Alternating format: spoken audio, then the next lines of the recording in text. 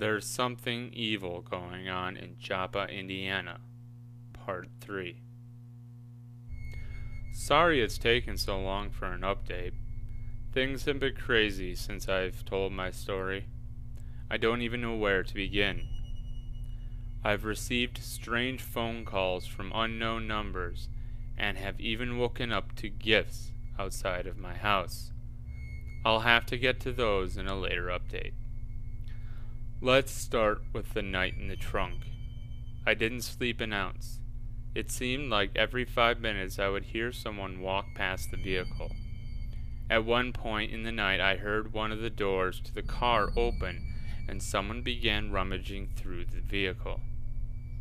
This by far was the scariest part of the night, as I thought for sure that soon I would be dead. After a few minutes, they got out of the vehicle and began whistling that tune again as they walked away. I continued to lay in the trunk, fearing for my life. I don't know what I thought would happen going back out there that night. I still had my phone on me, but reception was hit or miss. That was when I decided to try to post my story to Reddit to warn anyone from coming out here and to let everyone know what had happened should I come up missing or anything like that. Shortly after I hit post on it, I began to hear footsteps approaching around the car. It sounded like there was only one person wandering around. The footsteps came to a halt.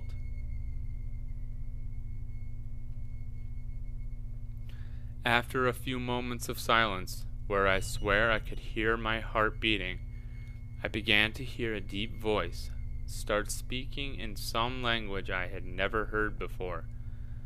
It sounded like some kind of a chant. Suddenly, multiple voices chimed in. There had to be at least 20 of them surrounding the vehicle. As the chanting continued, I began to hear a scratching noise on the trunk of the car. This is it, I remember thinking to myself. I'm going to die tonight. The car began to rock back and forth as they had begun pushing it from both sides. While this was going on, the high-pitched whistling tune could be heard everywhere, along with some very sinister laughing.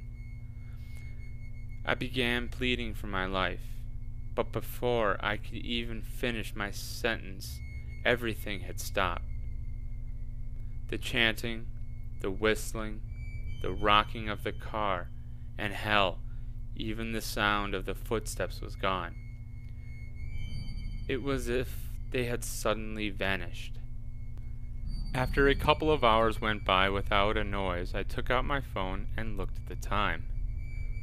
It was now 6:47 a.m. I knew by now the sun would be rising, and it would be my best chance to make a run for it. I slowly unlatched the trunk of the car and began opening it.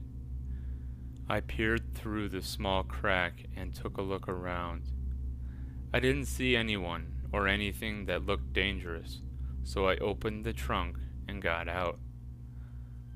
I immediately noticed a foul odor.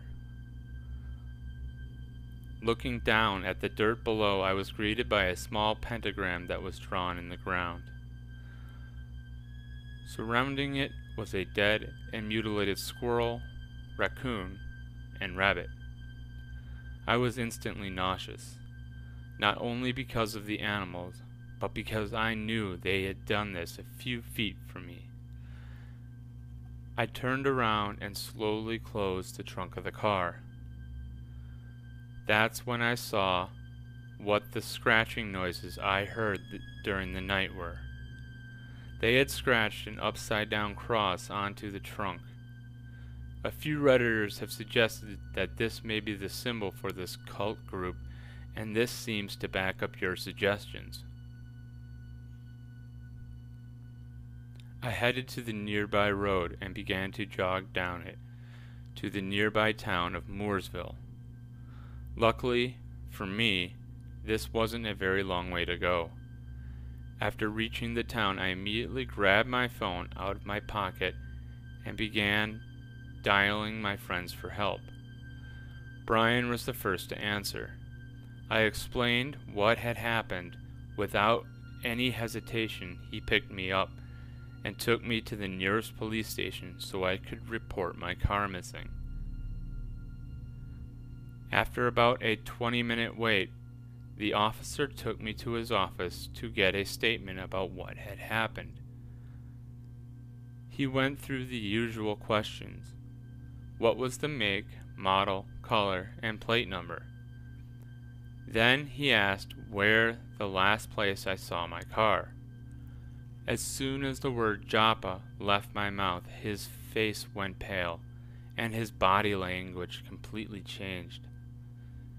He began to lecture me about the town, that the town was unincorporated, and that I have no business being out there.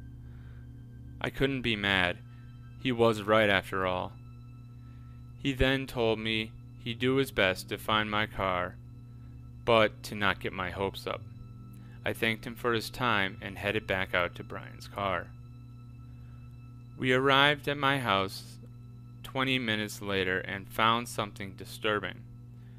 As we were pulling into the driveway, I noticed some roadkill in the street in front of my home.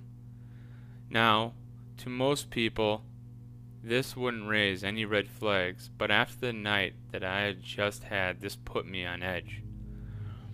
Brian convinced me to calm down, and that it was probably just a coincidence. We went inside, cracked open some beers, and started watching SportsCenter. I asked him how his thing with Kate went. It was amusing watching him continue to pretend that they had actually had plans. After a few hours, the police notified me that they had found my vehicle just outside of Joppa. They said they'd have an officer out there to meet me in case anything was missing from the vehicle. Brian and I arrived, hoping the officer wouldn't smell the beer on our breath. We were well below the legal limit, but the cops out here can be dicks at times. I began to survey the vehicle. The keys were still in the ignition, and the car was still on when they had found it. With the exception of some fuel, nothing appeared to be missing. I got in my car and put my seatbelt on when there was a sudden knock on the window.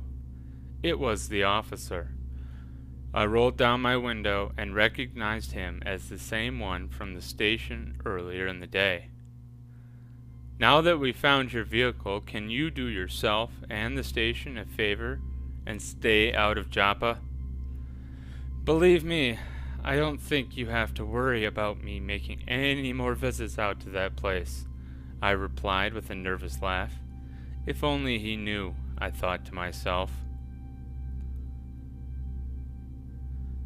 I put the car in drive and was about to press the gas when I heard something that sent chills down my spine.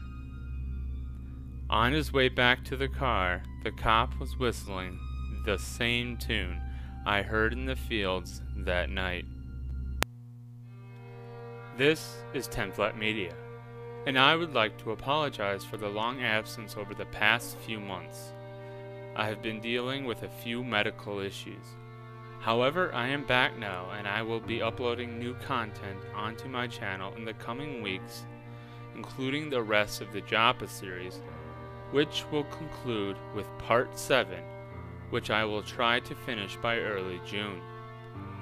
If you enjoyed the video you just saw, click the like button and feel free to subscribe to my channel for new content released every week. I will be splitting my time with 10 Flat Media and my new channel launching soon, named The Air is Better. If you would like to follow me on Twitter, you can on either the @10flatmedia account or the at the Air is Better account. Links to both are in the description below. And once again, thank you for watching.